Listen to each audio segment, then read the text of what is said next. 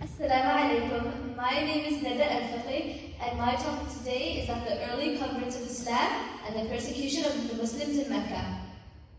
Whenever you pray, fast, or do any act of Islam, you don't really think about the freedom of religion you have, right? Why should you? Being able to pray, celebrate Eid, and fast in the month of Ramadan freely with no confines is just a part of everyday life. You don't even need to question it because that's the world you grew up in.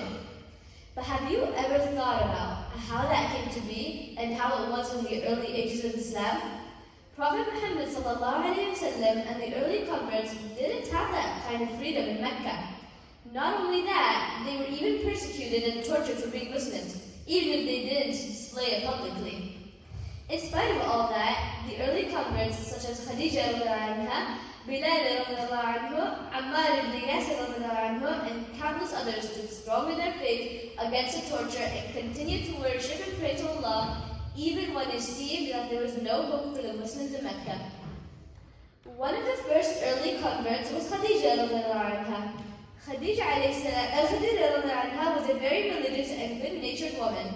She was also very wealthy, but used to feed and clothe the poor with her money. She wasn't arrogant like other rich people. She used to comfort her husband ﷺ and give him advice. When Muhammad ﷺ came back from Cave Hira, trembling to the core and saying, "Cover me," she covered him and assured him that Allah wouldn't harm him. She helped him find out that he was a prophet. She stuck with him through thick and thin until she took her last breath. For that, the Prophet loved her very much, and it was so sad when she died that they called that year the year of sorrow. Abu Bakr as-Siddiq was one of the well-known Sahabi, and for good reason. He never drank intoxicants or worshipped idols, even before he embraced Islam. When he did embrace Islam, he was a big help in the spreading of it. He begged Muhammad ﷺ to make the public announcement of Islam.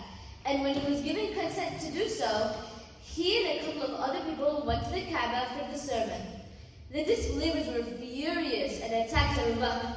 But the first question is Prophet Muhammad ﷺ okay? He didn't ask what happened. He didn't say, why did the disbelievers do that? No, the first thing he asked was, is Prophet Muhammad okay? SubhanAllah.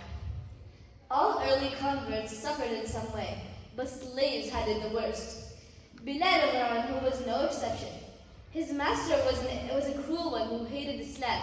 He hated Islam because in Islam there is no difference between the slave and the master. And he disagreed with that because he was such an arrogant man. He tortured Bilal for becoming Muslim and tried to get him to become an idol worshipper. Bilal, however, didn't back down.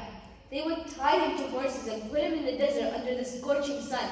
They would then place a heavy rock on his chest so that he could barely breathe. But Bilal would always say Allahu Akbar with a strong voice, which angered the Meccans even more. No matter what they did, no matter how hard they pushed that rock down, no matter how heavy the rock, he would always say Allahu Akbar and wouldn't back down and wouldn't become an idol worshiper.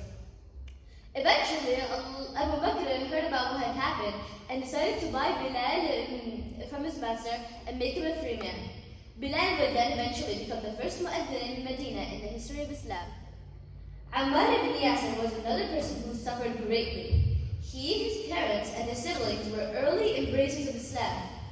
Abu Jahl heard about this, and of course he was very furious. So he decided to kidnap them and put them in a secret place. He would beat Ammar's family up and made Ammar helplessly watch as Abu Jahl killed his family members one by one. Then came Ammar's turn. They would beat him up so badly and torture him mercilessly. Finally, Ammar couldn't take it anymore and just said that he was an idol worshiper. And I wouldn't blame it. He didn't mean it, of course. He just wanted to get to safety. When they were finally satisfied and let him go, Ammar went straight to the Prophet Muhammad and told him what happened.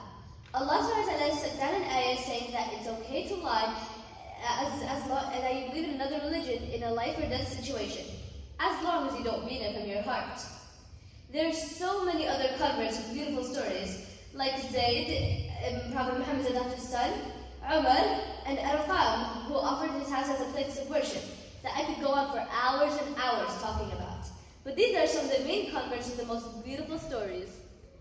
Everything that these early converts did impacted our life as Muslims today. Most places have freedom of religion, but back then, and even in some places today, like China, they are unfair and unjust to Muslims.